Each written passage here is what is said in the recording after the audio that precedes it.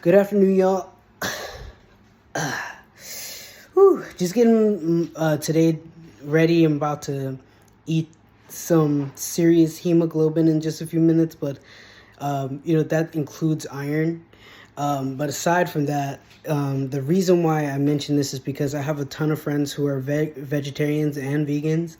And actually, I used to be a vegetarian myself at one point, just because it seems like something better to be doing, but that seeming wasn't more overpowering than the effect on my health.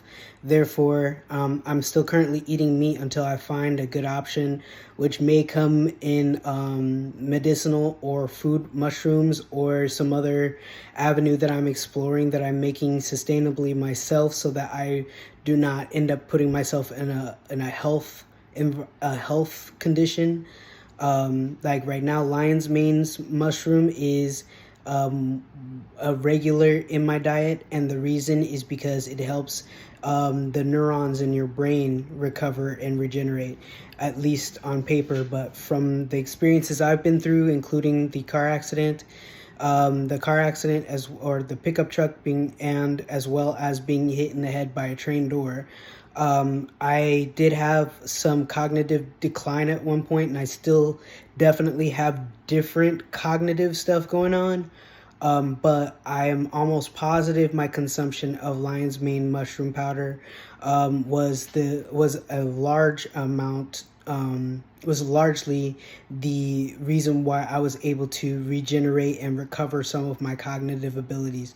Of course, I can't say that for 100% sure, because it could just be my like some type of inflammation or something like that. Still working that out with doctors. But aside from that, I also eat and smoke for anti-inflammation and other things. So that's where being an herbalist comes in balance and in help with the stuff that I do with my everyday life. Long story short, I am wanting to reiterate that I don't eat animals because I am not thinking about it. I don't eat animals because there's technically no other option. And I am in the point of my mind where I am contemplating getting to that point of actually processing my own animals, to eat. Particularly because of supply, which thankfully I live around a lot of grocery stores that have more naturalistic conditions for animals, so I'm not in a rush.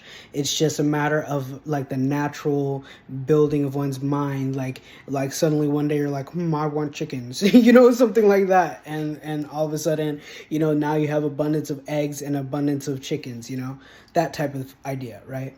But anyway, it's not, animals are not particularly my focus in terms of the things I want to grow, but in terms of building my body and keeping my health, and then also remaining conscious of the source of that is important to me, like the source of meat, like understanding how to cut open.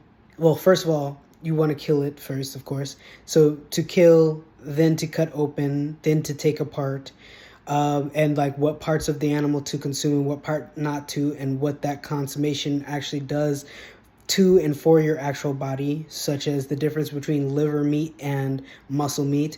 And in addition to any of all the other nutrients, such as collagen and other things that, on paper, again, cannot be found in plant matter.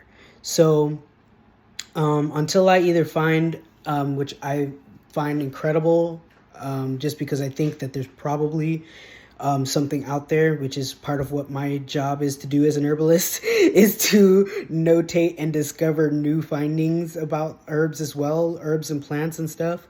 I do want to, school-wise, go the direction of phytochemicals, and being able to study those in a lab would be important for me. I don't want to have to study it independently, but you never know, depending on what type of weird stuff does or doesn't happen at school. It remains to be seen. Aside from that, I am at a point in relation to distillation. I've actually been there for over a year, but the one item that I was going to use in order to start the distillation process broke. And creating certain products are important for the curation of my herbal blends, whether it be for like a mid or low level of distribution. I do already have all my certifications, so at this point it's just as simple as a matter of doing. And thankfully, I've been able to recover enough of my mind and my peace and my physical health in order to refocus again on the things that I have had planned for a while. I also was able to recover my identity, at least mostly, and in such a way, been able to pay more close attention to the stuff that's happening to me while I'm growing as an individual. So long story short, I'm going through a lot of things, but it's never been something out of reach for me in order to reach my goals in this way.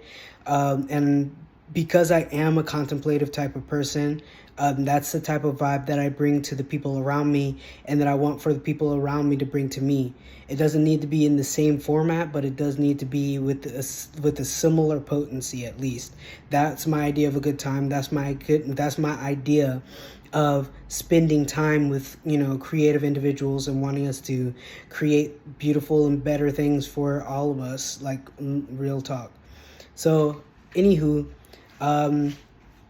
when you see this picture of the steak that I'm going to make later, don't think I hate animals. I don't. Again, that's the part of the conversation that it comes down to, because at what part in myself is the cutoff switch between an animal that we would consider pets and the animals that we consider food, right? And are we putting all of that weight on the people who actually slaughter them? And what practices are we using in order to avoid producing animals just for the slaughter? Animal consciousness is different than human consciousness, even though animals can hold human consciousness, meaning animals can hold the projection that you give them. But at some point, their instincts and their embodiment overrides our human impression upon them. I don't think that does not mean that they do not deserve love. Sorry if that was super backwards, but instead I believe that it means that they are to be categorized properly. Aside from categorizing them properly, I look at it like this: plants are also alive. So a tree is alive, a herb bush is alive, like all of that. We as individuals that are alive consume them, and in the right proportion, that might be something experienced as a good thing. What I mean by this is simply, if you were living the life of the sheer simplicity of reproduction, consuming and pooping, right? If that, which is distribution, but I'm just being as simple as possible about it because every animal has its own purpose. But in nature, there are two types of animals: the prey and the prey. You know what I'm saying? The prey and the predator, right? So essentially, the prey and the predator, which is an animal that hunts another animal for its food. One way or another, that animal hunting that other animal is producing some sort of fertilization for plants. And so fertilization for plants and elongating their life as a predator, because they are alive and they reproduce, but they also eat other types of animals. Long story short, right. So, I feel as a human, I have more options in terms of what I may be capable of doing, though those options need to weigh in with my natural health that I inherit from doing all of the things that have been given to me according to my genetic material. So that's essentially how I look at it. I'm again studying the space between where, you know, humanity ends and animals begin, but if nature itself is already doing a form of this, and there are, of course, many examples for that, but I'm not talking about those. I'm talking about what I'm talking about right now. If that's an example, then where, at what point does my humanity, does my love and other emotions come in to navigate or transform situations? I know for a fact that if it's something that I don't have a replacement for, that I'm going to do what is good for me. And then beyond that, I'm going to contemplate it so that I can stay in balance. Hence the reason I some vegetables, my food scraps, and all of that together in order to create juices for the earth, for plants directly. So am I out of balance, or am I just doing what I'm supposed to do?